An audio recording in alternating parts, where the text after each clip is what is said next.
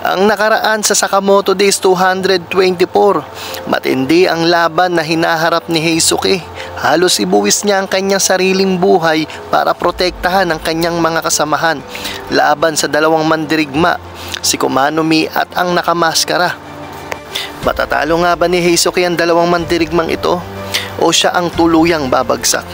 Abangan natin yan sa episode 225 at 226.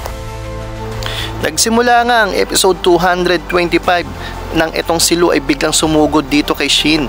Galit na galit at sumigaw na, "Ipaliwanag mo, Shin, bakit mo pinabayaan si Heisuke?" Agad siyang pinigilan ni Aoi. "Lu, tama na." Pero patuloy ang sigaw ni Lu, puno ng kaba. "Heisuke, maaaring mamatay siya." Tahimik nga lang si Shin, mga lods. Ramdam niya ang bigat ng paratang. At bigla nga lang naalala ni Shin yung mga salita ni Heisuke bago sila maghiwalay. "Magtiwala ka sa akin, tulad ng ginawa ni Mr. Sakamoto na nagtiwala sa akin. Hayaan mong gampanan ko ang parte ko." Diretsong sinabi ni Shin kay Lu, "Magtitiwala ako kay Heisuke, hindi siya matatalo." Sumagi nga din sa isip ni Shin yung panahon na tinanong niya sa Heisuke noon dahil nga nagte-training ito. "Heisuke, okay ka lang ba? Kailangan mo ring magpahinga." At ang sagot nito, "Hindi pa ako malakas.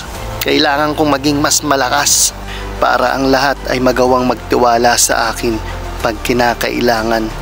At sa isip nga ni Shin ay sinabi niyang, "Heisuke, huwag kang mamamatay para sa amin." At biglang ang lumitaw itong si Kumano Mi, mga lods. At biglang sinabing, "Matagal-tagal din ah, loko kang bata ka. Huli tayong nagkita sa Thailand, diba?" At makikita nga si Heisuke, nanlaki ang mga mata, mga lods. At napasigaw itong, "Ikaw, ang babaeng pumatay kay Hyo."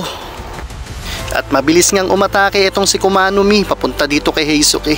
Pero bigla niya itong nilagpasan. Sabay sigaw siya sa kasamang nakamaskara na, "Hoy, ikaw na bahala dito. Ahabulin ko sila sa Sakamoto."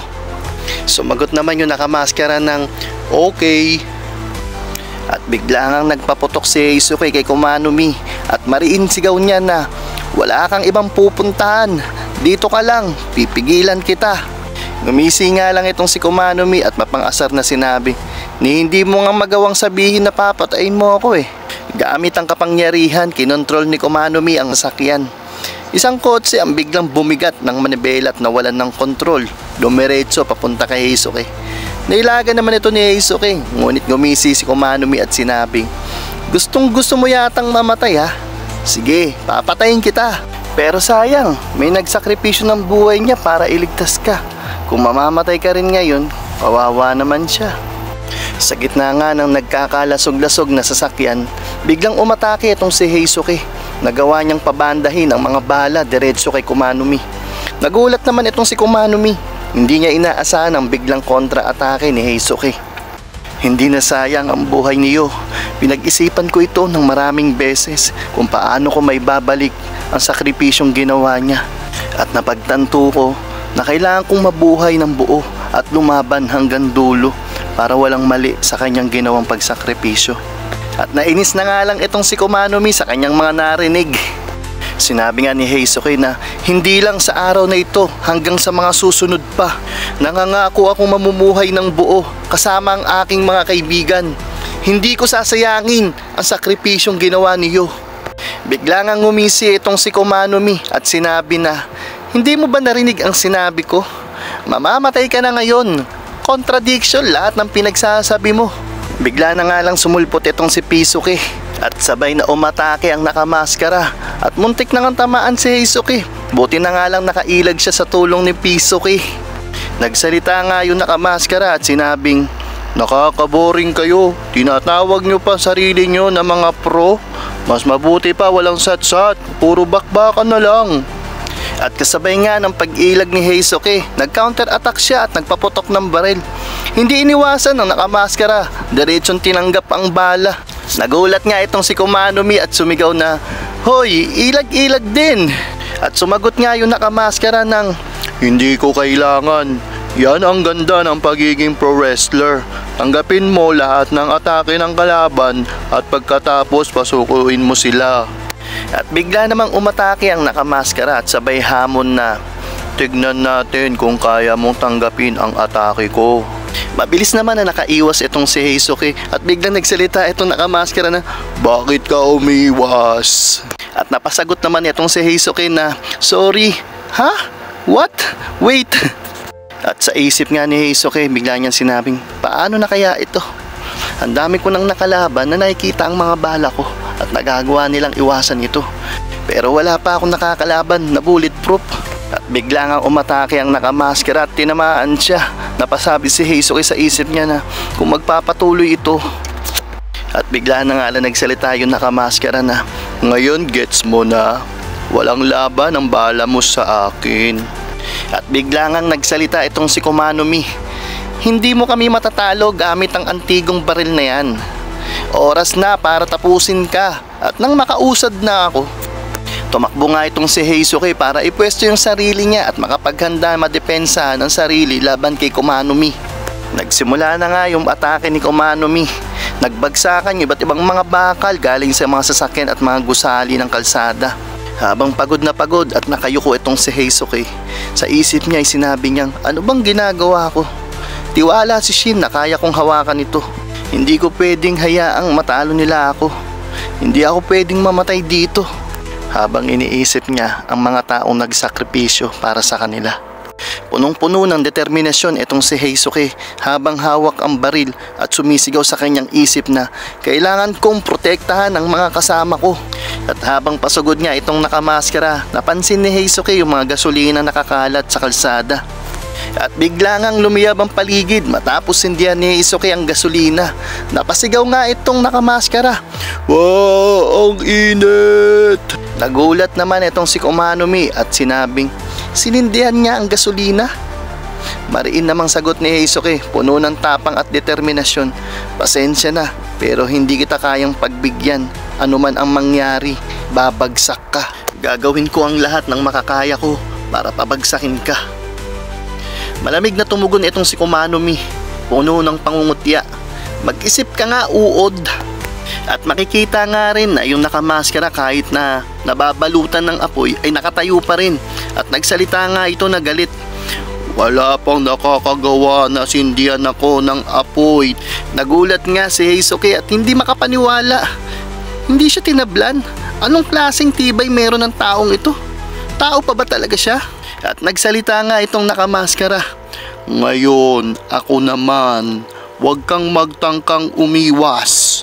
At bigla ngang sumugod ang nakamaskara, nagpakawala ng isang malakas na suntok na direktang tumama ang kamao nito kay Heisuke.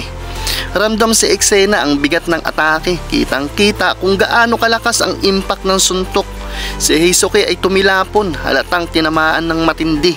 At habang nasa ere itong si Heisuke, napansin niya yung mga taong nasa paligid. Napasabi nga itong mga tao. Mabilis naman niyang inilaga ng mga ito para wag silang madamay. At dahil dito, siya mismo yung tumilapon sa kalsada at nasaktan talaga na matindi.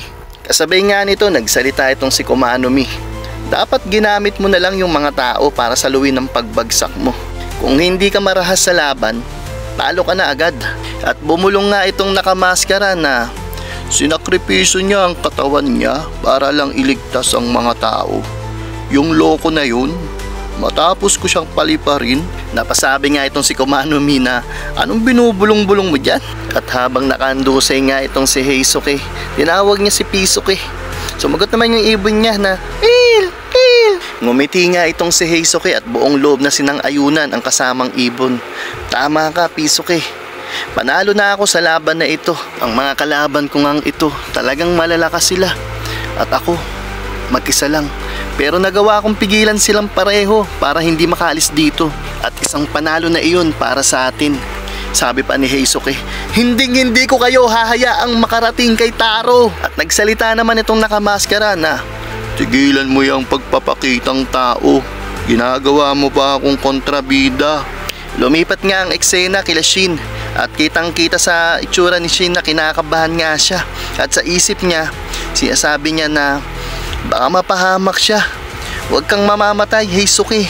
Biglang bumagal ang daloy ng mga sasakyan at ayun nga bumungad sa kanila ang isang traffic.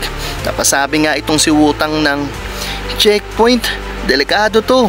Ang JAA ay hinahanap si Sakamoto. At dito nga mga lods ay talagang nabalot ng sobrang kaba ang kanilang nararamdaman na baka mamaya pagka-check nung likod ng sasakyan ay makita si Sakamoto dun. At kumatok na nga yung pulis sa kanilang sasakyan at sinabi na may hinahanap kaming wanted na kriminal. Kung maaari ay buksan yung likod para ma-check namin. At mabilis naman sumagot si Wutang na meron kaming daladalang pasyente na nasa critical na kondisyon. Kung maaari ay padaanin nyo na kami dahil yun ang utos ng doktor. At sumagot yung pulis na mabilis lang naman ako. At binuksan na nga ng pulis ang sasakyan. Maingat siyang sumilip sa loob. Makikita nga na nakahiga itong si Granny Mia sa kama. Napapalibutan nila Lou at iba pang mga kasama. At pagkatapos ng sumilip ng opisyal ay nagsalita ito na pasensya na pero ayos naman na kayo. At habang paalis na nga itong pulis ay biglang tumunog yung monitor, yung aparato ni Sakamoto. At nag-alala silang lahat at nagsalita nga itong si Aoi. Darling, makikita nga ang seryosong reaksyon ni Bold at Kindaka. At biglang napasabi si Shin na ang mga vital signs si Sakamoto. Mabilis na tumayo itong si Granny Mia at nilapatan naman agad ni Shin ng first aid itong si Sakamoto. Pilit niyang binabalik ang normal na tibok ng puso nito. At dito nga mga lods ay tuluyan na silang nabuking ng pulis at agad naman itong nilabas ang kanyang baril at itinutok ng direkta sa ulo ni Sakamoto.